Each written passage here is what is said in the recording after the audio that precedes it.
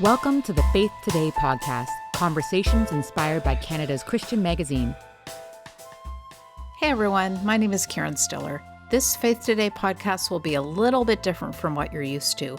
Recently, we held the very first ever EFC Book Club. And I say first because we are going to do more in the fall. But with this first one, we interviewed Beth Seversen, who's author of the new book, Not Done Yet, Reaching and Keeping Unchurched Emerging Adults. So what you are about to hear is a very interesting conversation about youth ministry and how our churches can be more welcoming to youth who might be searching, between Beth and between Rick Hiemstra, who is the EFC's Director of Research. We really hope you enjoy it. It was a rich conversation. Enjoy. So welcome to the EFC Book Club. My name is Rick Hiemstra. I'm your host and moderator this evening, and we have a great evening in store for you. Tonight, we're going to be looking at this book, which you should have purchased and read by now, called Not Done Yet, Reaching and Keeping the Unchurched Emerging Adults by Dr. Beth Seversen. And Dr. Seversen is with us this evening, and we'll meet her in just a minute. Our time this evening is going to be broken into three parts. 3 half-hour blocks. First, I'll be interviewing Dr. Seversen, which will help us to get oriented towards her book. And then we're going to break into small group Zoom rooms to discuss the book. And then during this half hour, Dr. Seversen is actually going to move in and out of our small group rooms. So you'll have a chance to interact with her directly at different times. And then finally, we're going to have a Q&A session, and Sid Koop from Truth Matters Ministries is going to join us on a panel for that. Dr. Beth Seversen is the Associate Professor of Christian Ministries and the Director of the Center for Christian Ministries and Practical Theology at North Park University in Chicago.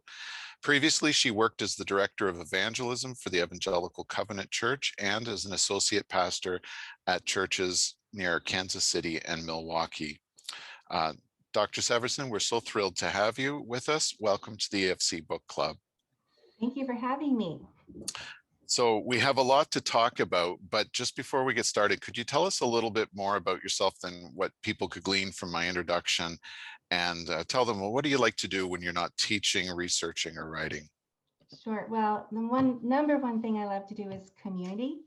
And so that looks different from day to day, but we have a community home, kind of a guest home where people come and go as they're traveling through, but we also have several young adults, 5 of them currently, who live in community with us. That's great. And that means once a week evening gatherings for dinner or a film and discussion to who knows what. Yeah. Okay, that's wonderful.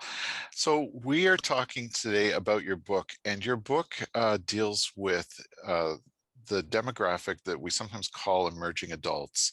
Now, most of us have read your book, but could you briefly tell us what emerging adulthood is and why it's important?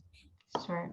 The term was coined by a psychologist, and generally when we talk about emerging adulthood, we're thinking about ages 18 to 29. Some people will bump that up to age 35, even age 39, but thinking of the world of young adulthood, and primarily 5 characteristics that would define that stage of life. One is kind of in betweenness or transition. I haven't totally settled yet on my occupation, where I'm going to live, or my life partner. So I also, number 2, am exploring my identity. What commitments will I make? Who am I? What's my vocation? What am I going to do with my life? Who will be my life partner? What's going to be my geographic location? And what groups will I commit to? And because of that, the 3rd characteristic is that during this kind of life phase, young adults can be self-focused because they're learning to stand on their own. They're learning to manage their world. And then there's a lot of instability today in emerging adulthood because of our global economy and other factors, as students may be in and out of junior college or training school or internships, apprenticeships. They may be in and out of relationships, move out from home, move back to home. So we see lots of instability. And then they still seem to have a strong sense of hopefulness and optimism about future possibilities and opportunities. So. Okay. So you ended on hopefulness, and your book is a hopeful book. And in your book, you talk about bright spot churches. Could you briefly tell us what bright spot churches are and about their 5 invitational practices? Oh, sure. I'd love to do that. Thank you. So to be in this, the book is based on my research study, which is small. And so I want you to start at the beginning with all transparency and say, the practices I will introduce to you from these really vibrant churches among young adults are not prescriptive, but I do think they're highly suggestive. The pattern was across all sizes, social locations, ethnicities, and I'll get into that later if need be. But just to be in the study, those churches had to have at least 8 new faith commitments among young adults in the past 12 months, but the young adult had to stick. And it wasn't necessarily a young adult that had grown up in that church. They were coming from a background of either being a church dropout for 6 months to a year to much longer. Most have been out for several years. So I call those duns in the book, right? Been there, done that with church, and for whatever reason didn't work for me. And then what sociologists often call nuns, people who weren't raised in the church or don't identify as having any religious affiliation. They don't tend to practice worship. They don't go to any worship services at all in their life, and probably never have unless it's just been a touch once or twice. So not only did those emerging adults have to have come to faith in Christ in those churches, they had to retain, which means in some way they became active in the life of that congregation. They incorporated into the life of the church. They were still sticking, they were still coming. And so those churches that were bright spot churches will really stand out in the area of just effectiveness among Gen Z and millennials, and among duns and nuns. And they were drawing them to faith in Christ and helping to nurture those new commitments. So that's what a bright spot church is. And then I would love to introduce to you the 5 practices. Maybe we could get that up on the screen so that people could see that now. Thank you. So we're kind of looking at the wheel here. And feel free to bring that up even more if you can, David. But the first practice among these churches is that they initiate it. And what I mean by initiate, and you'll see that kind of up, it's in my upper right-hand corner, initiate, is that people had relationships. There we go.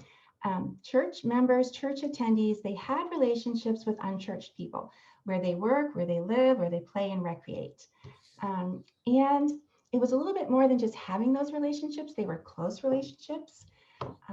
They were in those relationships for life.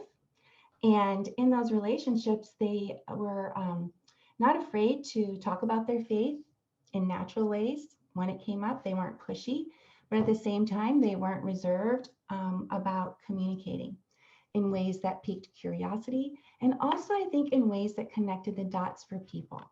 Oh, our pastor just spoke about that a few weeks ago. I'd love to pray for you about that. We had a message on that. I would love to share that link with you. I just think that what I heard might really connect to what you're thinking about, or that decision you're making. So in some way, they just naturally talked about their way of being in following Jesus. So that was kind of that initiate practice. But then I want to walk on and say the next practice was invitation or inviting. And that functioned in 2 ways. At some point, they did connect an unchurched young adult with church. It might be through what I call a portal, like it could be through a soccer match, a camping trip. But for the most part, people were invited to the main worship services over the weekend, whether they were on Saturdays or Sunday. That was the main invitation that came. And so when people arrived, though, I just want to add this. They were warmly welcomed. There was an invitational culture that welcomed people into the church. And I fully describe that in the book. But I think just mentioning that to you Sometimes we're afraid to, I've even heard pastors say, I don't know if I want to invite someone to my church, right? We kind of got our one shot, right? Often, and we're uncomfortable or concerned about what might be said. Well, those churches had such an invitational culture that people weren't afraid to invite people because they knew when they arrived, they'd be warmly welcomed. They'd hear some kind of message like, oh, you don't need to believe to belong here. You don't need to believe to come check us out. We're just so glad you're finding connection here. So they initiated relationships. They at some point began to invite people into church and into invitational culture. And then the next practice was to include. Here, people were warmly included very enthusiastically into some kind of community that was compelling, a compelling Christian community. And I'm going to unpack that again in a few minutes, but it was a place where young adults could raise their questions, their concerns, their criticisms, their narratives, and maybe stereotypes about church. They could have their questions answered. They could observe how Christians interacted with each other. Several even talked about how maybe a married couple, a Christian couple that were married, even talked to one another and interacted with each other in the group. They talked about how they actually learned enactments, like in that small group or that group that gathered, there might be some kind of singing or worship. People were reading the scriptures and talking about them like they were relevant. They, very interestingly, they read the scriptures themselves. They participated in prayer when people prayed. And prayer in that small group, many pointed to as kind of very formative, or maybe the first step in taking a step toward trusting Jesus or following him. It was a place where hospitality was practiced, service was done with each other, and sharing stories, as well as scripture. And it just provided a way for young adults to, what I call, kind of kick the tires. They could explore Christianity and say, I think I'm going to try this out in this small group and see if this actually fits me or not.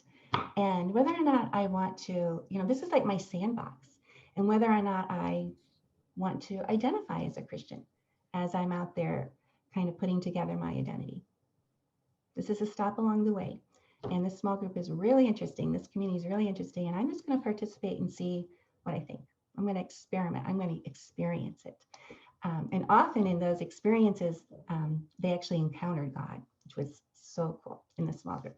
Okay, 2 more practices. One is involvement.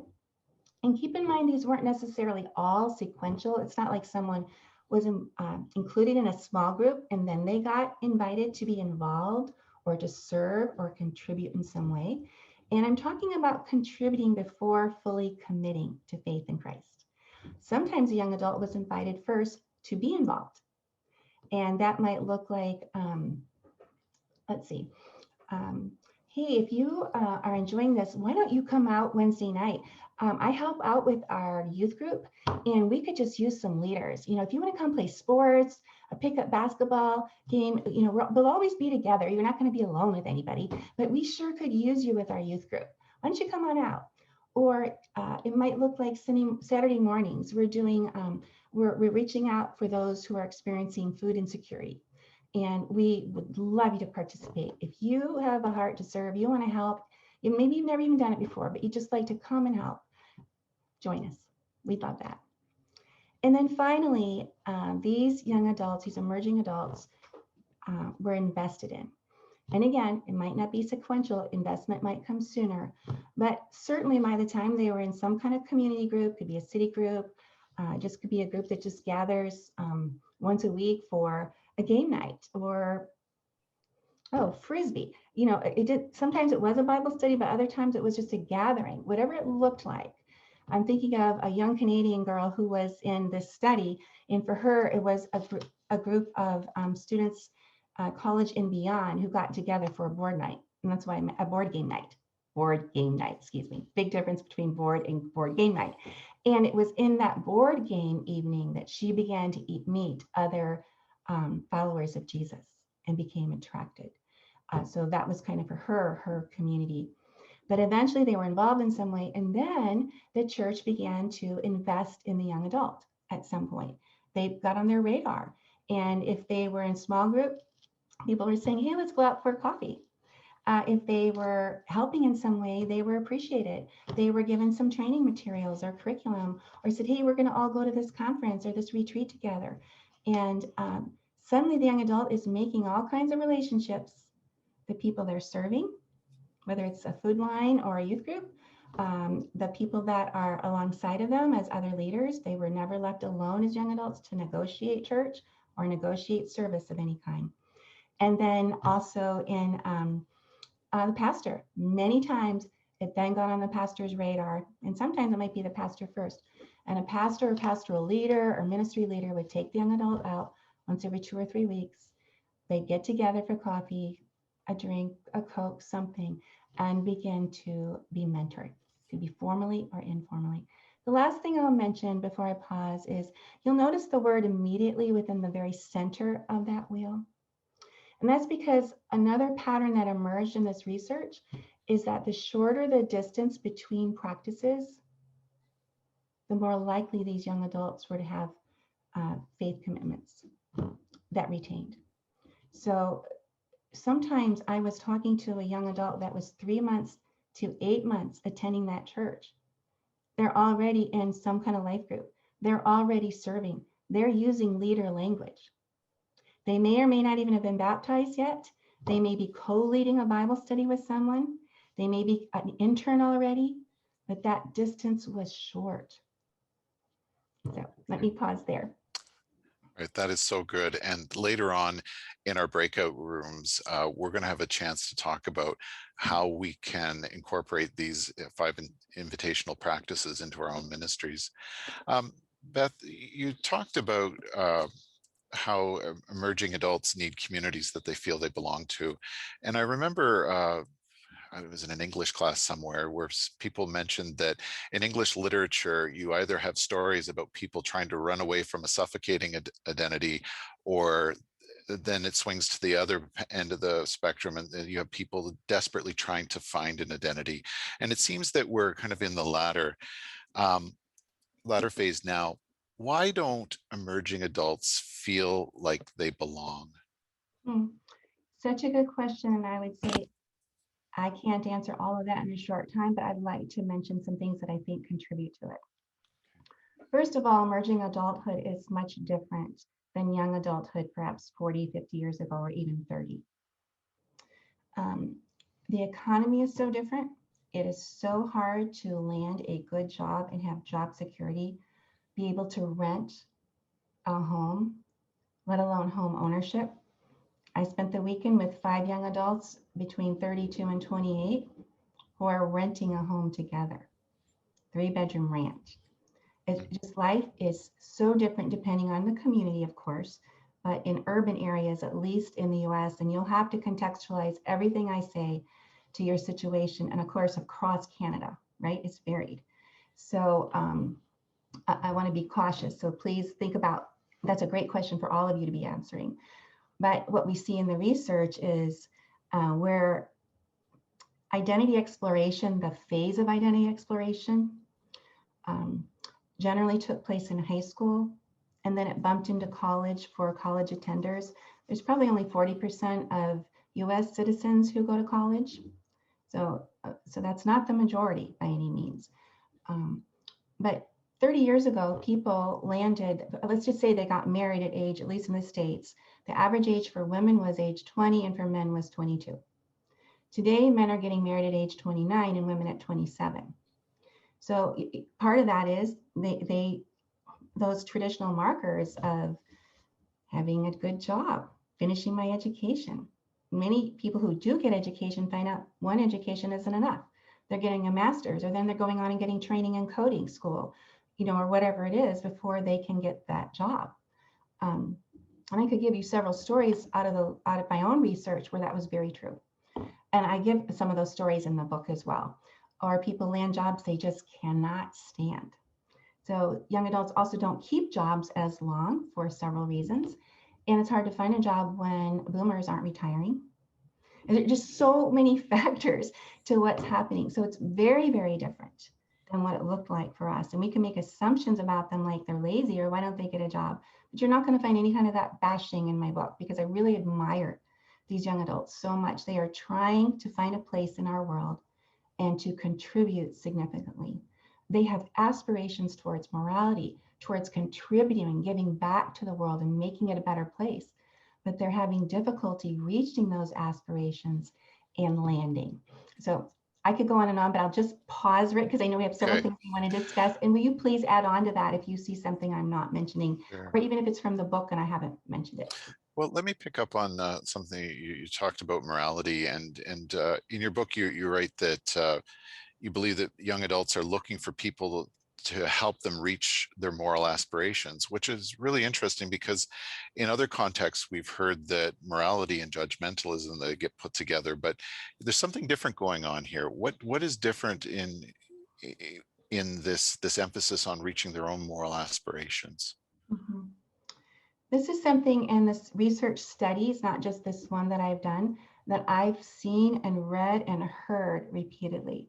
And if we think about it, if we even think about some of the shows our young adults watch, there's a really strong emphasis on mentoring, on when I reach my goal, what I'm going to do. Now, when we look at maybe 18 to 23-year-olds, they're just still trying to just to land somewhere, right? It's an early young adulthood.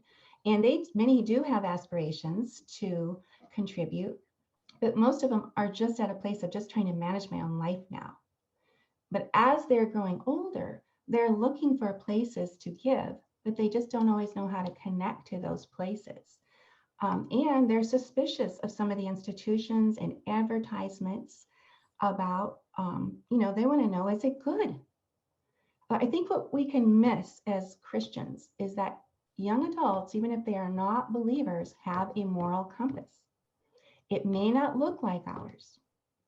And for them, the church does not always look ethical or moral. Now, I had stories of young adults. Here's one of Nathan, who had never been to church because he didn't want to be contaminated by that church. Wow. His mother in high school had been a church attender, and she became pregnant. And her perception was the church shunned her. Now, what is Nathan's narrative about church? Church is not a place for me or my mother, and it is judgmental. Okay. So that morality doesn't maybe match exactly ours, and we may feel misunderstood, but many young adults have felt abandoned or disillusioned by church and by church's morals and ethics. Okay. You talked about the importance of enactments, and in chapter 10 especially, you talk about how young adults need to belong and behave before they believe and commit. And we hear this in many different Christian circles now, that you belong, behave, and believe instead of believe, behave, and belong. And it kind of turns our ministry models inside out.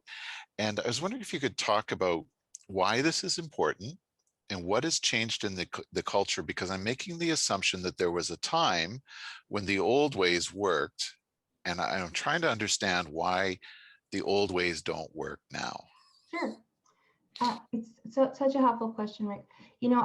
So I have InterVarsity Christian Fellowship background, just so you're aware. And I first observed this maybe 15 years ago in InterVarsity. And so then I did some research projects to see if it tested out in more than one campus, right? And so I was researching young adults up in Duluth and researching them at Kansas University, UChicago, UCSD, trying to find out, are you saying you're co-leading a Bible study and you're not a Christian? Or you weren't a Christian yet? Because that's what I was hearing. And I knew, being on staff, I also knew that we were really going after students and raising them up and putting them in leadership positions side by side with a mature Christian, as assistant leaders, as co-leaders. And often they were coming to faith in that inductive Bible study, in that manuscript study. So I had not seen the church do anything like this, but yet, doesn't it make sense? We are entrusting our own children when they're in middle school and high school and beyond, and we're not quite sure they've fully made faith commitments, but we're giving them service opportunities in the church. I mean, I hope we're asking our high schoolers, right, to be serving our younger students, our middle schoolers serving our elementary, and we're not leaving them alone to do that. They're not overseeing people's spiritual growth, but we're giving them opportunities to lead. And so that's what I was observing. And I had seen so much writing on this idea of belonging before believing, and I completely embraced that. But what I thought I saw the difference is these young adults were saying, I serve, I contribute, I lead, I'm growing. And I would say, okay, tell me about that service.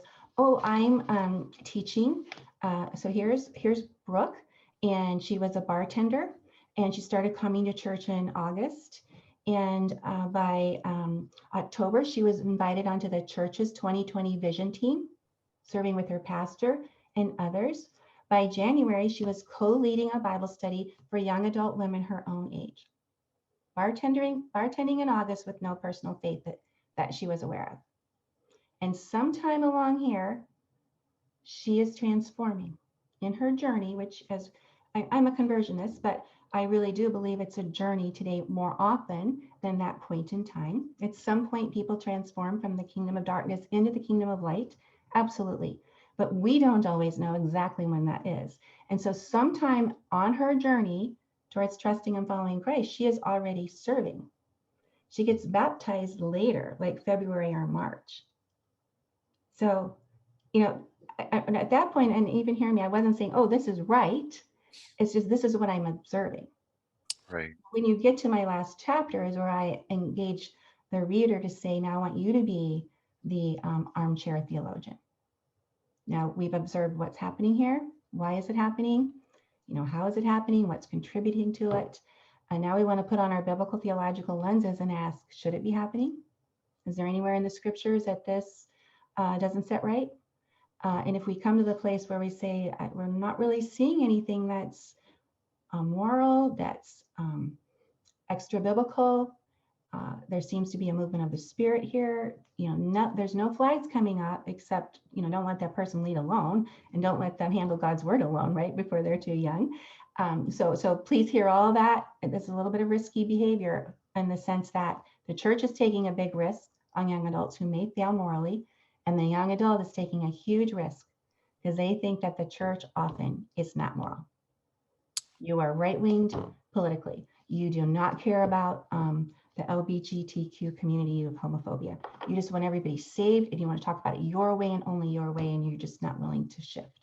So they think we're not moral. So there's risk taking on both parts. And then if we do come to the conclusion, and you have to do this in your own context, that I think this is biblical, then I would say, is there anything here that's transferable in our context that God would lead us to implement? Okay. One question before we go to our breakout rooms. You have this beautiful idea of what you call co-communicating.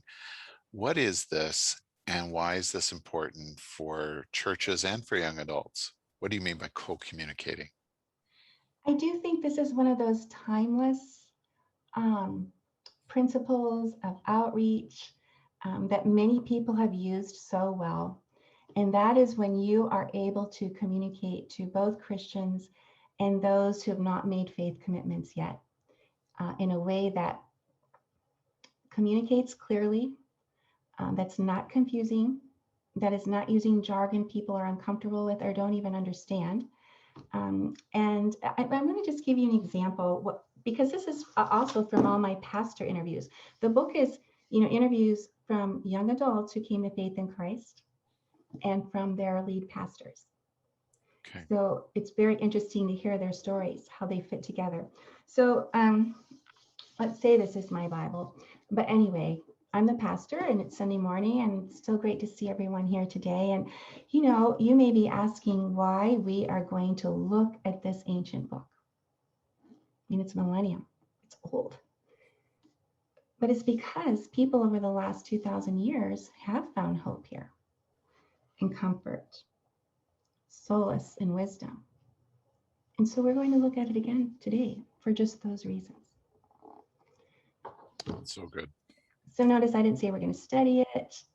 I didn't say much about it being the Bible or authoritative yet, right? I'm building credibility for the Bible slowly. Okay. Well, thank you so much, Beth. We could keep talking for a long time, but we're going to go into our small groups now. Okay, welcome back, everyone. We hope that you got to know somebody new and that you came away with ideas on how to implement the 5 invitational practices. In this last block of time together, Sid Koop from Truth Matters Ministries is going to join Dr. Seversen and I for a question and answer panel.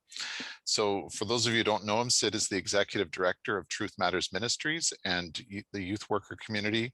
He's currently working on a doctorate in next generation ministries and has spent over 20 years in full-time youth work. He has been involved in 2 national research initiatives on teens, faith, and transitioning into adulthood. First as a contributor to the Hemorrhaging Faith Research, and second as the chair of the Renegotiating Faith Project. Sid and Jen, his wife, have 2 boys, Cole in grade 11 and Peyton just entering a second year of college. Welcome to the panel, Sid, and I'll ask that Dr. Seversen or Beth join us as well. Yes, please. Just in order to facilitate the flow for this time, for our Q&A, we ask that you would type your answers into the chat and we'll look for them there. And if you like, you can direct your questions to either Beth or Sid. And please, with your question, let us know who you are as well. And just to get us started, Sid, what really stuck out for you from Beth's book? What are you leaving with? Yeah, I mean, there's lots of different things, Rick, but I think the involved piece was the one that was most kind of challenging and also exciting for me. Like, I just felt like that's a little bit of an unexplored area, which has lots of potential and also, lots of challenges, I think, at least in my mind. And there was a couple of challenges that I was wrestling with. And Rick, we talked about it just a little bit. We know the value from all the research that, and lots of us in this conversation here have been involved in different research experiences, but the role that modeling faith has in terms of passing faith on to the next generation. And that's always been the reason why we've been so careful to put people in positions of, ownership and responsibility in these spaces. And so, when I read it, it resonated, but I had to wrestle through that tension a little bit. And I wonder if Rick and Beth, I think that you'd probably speak to this. First of all, of course, we're wise what types of roles we put people in. We know that there's a difference between adherence to, say, a statement of faith and a code of conduct. Those of us who have worked in camp, we understand those 2 realities that we live in as well.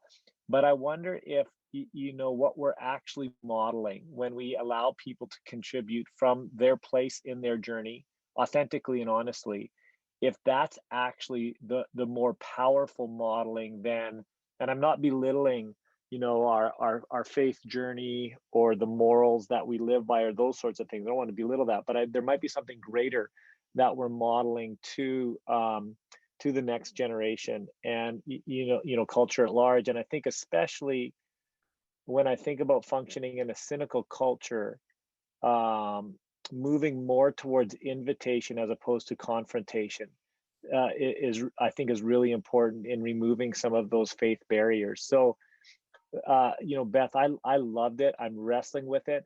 I think we're foolish to think that there's no risk, that there's a position without risk. I don't think there's such a thing. And, because of the times, I think we need to take some risks in some of these areas. And again, there's, we're not stupid, but there's nothing that God, can't redeem and restore and carry us through. So I was really fascinated by that piece and excited about it, to be honest with you, and has been talking about a little bit. So love that. Beth, do you have any comment or reply for Sid? Yes, thank you, Sid. I think it is the most challenging, I would say both exciting and challenging part of the research. As I mentioned, I had seen it in a parachurch. So when I started to hear it again, I was like, wait, I'm moving all my codes all over the wall saying, wait, is this what I'm hearing? I'm going back and re-listening and as I tease out the research, it wasn't all nice and neat and tied up in a bow. It was like, this is messy. And, church may not every church can handle this. I'm not saying every church should handle it. But when I look at other, like, let's say, practical theologies, or I think about the theology of youth ministry. And some of the other theologies that I'm reading about that are dealt with practical ministry, like that adoption model, we really are seeing, we include non-Christian kids in the community, right? They come into our pickup basketball, our arts night, our camping trip, our retreat. Bring a friend to the retreat. There's going to be co-communicating, right, going on. That's right. So there's involvement piece. Is there service piece? Well, then I started looking into a lot of the short-term literature, and I'm seeing, a lot of churches are bringing non-Christians along on short-term trips, especially youth and young adults. I don't know. I can't remember what you call IFES. What do you call InterVarsity in IVCF or InterVarsity. Okay. Yeah. So, they are now doing urban plunges over spring breaks. And they're inviting everyone to come serve in the urban core, whether you're committed to Christ or not. So I'm just seeing this elsewhere, that there is a sense of inclusion, early inclusion, that is not just community-based. Dr. White says, it's young adults connect to a cause and they come to faith in Christ. That's not truly what I saw. Most of these churches were involved in some kind of social justice. They do want to make the world a more just place. They are committed to racial righteousness. They weren't all in settings that had diverse ethnic settings, but there was some kind of commitment to that. So those young adults definitely were drawn, and I write about that, to that kind of church. Only one of them was practicing, though, in that. Like, they weren't joining a cause. Almost every ministry they were involved in was happening on site within the church, to church people. So, and that's why I have to be really careful with the research. Like, I was like, that's so interesting what he's writing. And I'm like, I'm not seeing it. He must be in his research, but I'm not seeing that at all. It's not the cause. They don't even talk about it. And yet I think there's something there, but I'm seeing more. It's the being able to give. Does it make a difference? Do I feel like I have a place and I can contribute? And that fits my identity exploration. I want to give. Sure, I'll have a question and go for. So something I noticed while reading, I think the book, was that there was hardly really any mention of like a dedicated programmed like young adult ministry in a church. So I guess my question is, like, do you guys think that maybe that type of programs are still effective? And maybe if they are, how would you recommend a church maybe approach starting something like that? Go ahead, Beth. Well, again, U.S. context. So please know that I know this may not work there. I didn't see much young adult programming. I saw a little. I even saw mega churches shut down their young adult programming because they were laser focused on outreach, missional outreach. I did see that young adults needed to find one another. I gave an example of that in one of the groups, where one of the pastors just says after church, hey, every 3 months, everybody under 29 or something, come down and connect, 22 to 29, just find each other, text each other. I saw that young adults really enjoyed mentors. The mentor could be closer in age, didn't have to be older. It was more life stage of life and how long they'd been in Christ that was helping me. One girl was in maybe a church of 250, 300, and she said, may I start, she wasn't a Christian yet, may I start a small group for girls my age? So an older woman, mom, said, yeah, I'll do it with you. Let's do it together. And you know who they got 8 friends of hers to come.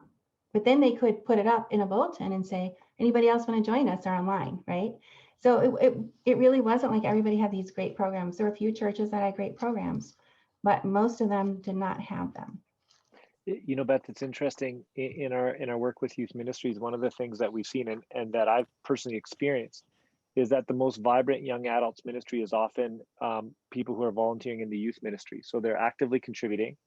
They have older people who are coaching them in their roles or helping mentor them in their roles. And then there's also options for people who are farther along in their faith and maybe not as far along, so in terms of program or spiritual leadership. And it's fascinating to me as I've been reflecting back on that, how that seems to sit with what you're talking about. So they're in community together, they're on point serving, there's various entry points, and they have mentoring that's a part of what they're doing. And we finally had to come to the point in our last church where we said, well, this is actually our most vibrant young adults ministry that we have, to be honest with you. So let's just acknowledge that. And there's some intergenerational play at work as well when we're within it. So again, that's interesting to me to hear that and kind of apply that into that context. And I think, each young adult, they're so different. So Yeah. there's a rather large church in Colorado that I was working with, and one of the young adults said, yeah, I've been coming for about a year and I've become a Christian, and our church just doesn't do enough. Like, they want to put money in the building. Why aren't they offering like volleyball games for us? And he goes, I want to meet my wife here. I want to find all my friends here. So then I interviewed him again 2 years later. Before the book came out, I just want to kind of connect with all these young adults again, just let them know what I heard them say. Just want to make sure I'm not saying something, I don't identify any of them, but I just want to make sure they said what I thought they did. And he's like, oh yeah, he goes, I'm not so hard on the church anymore. He goes, I found a group to connect with and I like people of all ages. And, but so there was that longing he had when he first connected, because I think among younger generational people, getting together once a week usually isn't enough. At least I find that. They want to get together once, twice, 3 times. We can't do all that for them, but we can kind of help provide some of the structure for it. So even if we do young adult ministry, one of the things I would say is it should be really about the empowering of the young adults to pull it off and giving them enough, I like to call it scaffolding, but support to get it started if that's what they want. And if they can't continue it, to allow them permission to let it go. Sometimes I've seen that need to happen too. It's just too much to sustain. You can program. It may not feel that much to an adult, but even a weekly program for a young adult to be responsible for, it can be too much. So helping them and who's going to do what and how much program do you really need, and what is it you really want? What would you come to this, or were your friends? Just helping them think through a little bit. So I've seen Sid, the youth model, work. One of the young adults in this study, it was the youth model. He got invited to help with the youth. That community came around him. He was not a believer. Within 11 months, his pastor, Todd Rottermel, had him lead the citywide prayer movement. He doesn't talk like any of us Christians, really. I mean, he's centered in Jesus, but he's not using the language we're using. But he can pray like crazy, and they're seeing lives transformed. So it's very interesting. It's very interesting you say that you give them permission to let something go. And I think that there's probably fear of disappointing people, of churches saying, well, we put all this energy into this, and why aren't you continuing with it? How do you create a culture that is more hands-off or more willing to deal with being disappointed and to be okay with that? I don't know if I'm asking that the right way, but we're so focused on metrics and demonstrating our success that when a program closes down, it feels like a failure. Yeah, right. And so one thing I would say is, many of us have been part of really vibrant church plants, right? Well, they hit 20, they hit middle age, and not everything's working the same. Or we were the only church of that presence, whether it was Anglican, Orthodox, Evangelical, right? We were the only ones that had something going. And now there's church plants popping up everywhere. Some of our people went and started this multi-site or that. I mean, so much is happening in our society, as well as a kind of a stepping back and a more marginalization of church, right? You've been there for a while. and things just aren't meant to go forever and ever. On the mission field, we're not calling people to be life missionaries anymore, or we might even call them ministers. We don't even call them missionaries anymore. In my denomination, they're global ministry partners. They're not going over there to missionize. They're on God's mission being from everywhere to everywhere, and they're coming alongside to learn and partner if God leads that way. So I think we have to give permission to let things go, and even fail at stuff. I know people hate that word, but try something and it didn't work out, right? You thought you heard from God. You thought this was what he was doing. You thought you were collaborating with the Holy Spirit and joining him in his work, and it seemed to, and then it didn't. And I just think people need that freedom, because then what will that young adult do again if they're mentored through that? I mean, we all need to be mentored through failure. Seriously. Mhm. We are not Christ. And so it's not always going to work. And then I'm going to be willing to pastor, or I'm going to be willing to be that, to try again. But if I've been shamed and feel like it's all my fault for this not going, sorry, I may have gone on too long. Forgive me, Rick. I think that's just so profound that we need to be mentored through failure and not be shamed for it.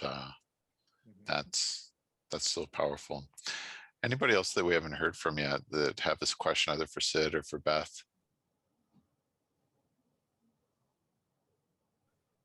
I'd love to hear. I realize it might be different in the US and Canadian context, but as we look eventually towards reentry from the pandemic, you know, is there an opportunity here for a seismic shift with young adults that we can make now that maybe would have been very difficult to make at any time over the last number of years? You know, is this a chance to hit reset on something with young adults? And if so, you know, is there anything in particular that the three of you would encourage local churches to step into? First, I would say this would be a great time to do a poll, unlike a telephone surveys, to find out what young adults say they would do. Now, we'll see if they follow up with what they say they will do. But just for example, so I teach Intro to the Bible at a Christian university, but more than half, at least, of the students are not believers. So it's a Hispanic serving institution, so we're 30% probably Catholic and lapsed Catholic who don't attend, and maybe their parents never attended. I have Muslims wrapped in class with scarves.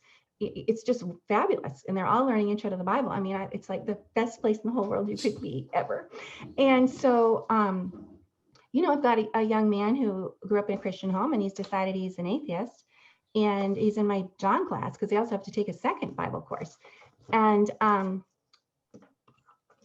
but he writes to me. I used, if anybody's interested, I used Jamie Smith's book on habits. You are what you love. And then what I had them do is a SMART goal for each chapter. Just instead of writing, I just had them write a SMART goal. Just pick one goal. And he said, I just need community. Right now, if anybody asks me to be in anything, I'm dying here. It's like a junior. Now, okay, that's an anecdotal story, but I do think it's a posture of some. I've been cocooned for so long. Please invite me to do something. Not everybody, but to hear that voice also. Now I'm going to be quiet, but let the experts, the Canadian experts, respond. Rick, go ahead. I think certainly people are suffering under COVID and the isolation. I have greater sympathy for people who are in jail now. Not that we've been in jail, but the isolation of not being able to go out or to be with people. I just wonder if our churches are going to be ready to be that, or whether we're all just so busy that they will just keep on going, being busy. Yeah, Rick, I've been kind of, I don't have a, Carl, I don't have a really great way forward right now either. Like we're all kind of wrestling with it. What is this in front of us? And My sense is, I could be wrong. So in one moment, I'm like, people aren't going to come back into the physical buildings that we've, called church. And some of our stats, some of the polls tell us like what, 40% aren't coming back. That kind of idea, I think, is some of the numbers that I've heard. And yet at the same time, there's such a longing for community that perhaps they will come back just so that we can be in space together again. And then on the flip side, I'm wondering if fear has been so embedded in us that will create a problem for many when it comes to gathering. I feel like the landscape has changed. And so for me, what we're saying to youth workers as well is I think we need to reset ourselves. We should have reset ourselves a long time ago. That instead of primarily thinking about inviting people to us, that we start really seeing ourselves as missionaries to go. We're not defending territory anymore. We never had territory to defend. So we should quit thinking that way and look at this as a brand new mission field. Maybe we look at it as church planters that are engaging in new and wonderful ways. And I hope our optimism comes from that kind of missional space. And then for us, what that means then again is really taking time to reevaluate what are the things that we value most, or what are the most prominent kingdom values that we need to lean to. And we can take a look at the values that are aligning in the research we're seeing with people in general, and then commit to new strategic plans. Like, how do we move forward with that, and just be cautious. I'm hoping that we'll be cautious to simply trying to re-implement what we once knew. So we're working, we're working with a church, and we're just speaking about church context right now, primarily, not even parachurch, although I think the principles apply. But we're saying, our students in the church that we're in right now have for so long been passive observers. We've committed to a to a really significant show on the stage that people watch, and we're saying we have this opportunity to shift that the stage actually facilitates ministry together. And so the first time back, let's think through how we can really intentionally recreate a kind of space that helps facilitate that looking inward towards each other, the opportunity to experience the Spirit at work through each other. How can we we just have a chance to build something new here, and not new for the sake of new, but I hope we're really thoughtful. I hope that we're strategic, and I hope we're hopeful. Like, I hope we're seeing this as a new frontier, a new mission field, a new way forward, and we've learned so much in it. And man, the opportunity is really significant, because there are deep longings that people have right now that they know they need filled. And I just think we have a chance to really step into that. So that's the posture I'm hoping we'll take. We're just finishing up a set of 30 interviews with small church pastors, and most of them are telling us that they're in their online services, that they're actually connecting with on average, they're telling us double the people that they would have in an in-person service. So, and we ask them where these people come from. Well, it's relatives of people in their church, or someone across town who would never have come into the church, but are kind of curious now that it's online. And so the appetite is there. Yeah. The question is, how do we translate that into real connections once people are allowed to gather in person again? And we're not as far down the road as you are in the States, Beth. We're still locked down. And generally speaking, depends on the jurisdiction, but we're really not allowed to gather, or if we are allowed to gather, it's like 10 people or 15 people. But certainly there's appetite. I agree with both of you. And, we have pockets of people that are out, and then a lot of pockets of people that are. I was with people last week for the first time. You could just tell, do we wear a mask? Do we not wear it? And we were under 10 people, right? It was kind of like, what do we do here in California? But one thing I wanted to mention, like living with these young adults, the kind of community that I'm in right now, here's what they've been doing. All through the hard winter, because we had a ton of snow in Chicago, they have had bonfires out in our backyard and other people's. Yeah. At our place, they went together and bought a movie screen and invite people to come over and sit outside and watch the movie and then talk afterwards, and everybody has something hot to drink. They're going to play dodgeball right? Or pickleball. I mean, the craving is so deep, they'll go freeze with their windows down, having a cup of coffees, pulling their cars up next to each other because they can't be together, but they need to be together. So I think what I'm trying to say is bringing the young adults, emerging adults into the story, into the question, into the problem solving. Yes, they're on the outside looking in. And I know we need to say, like, how do we make the step now to connect to church, right?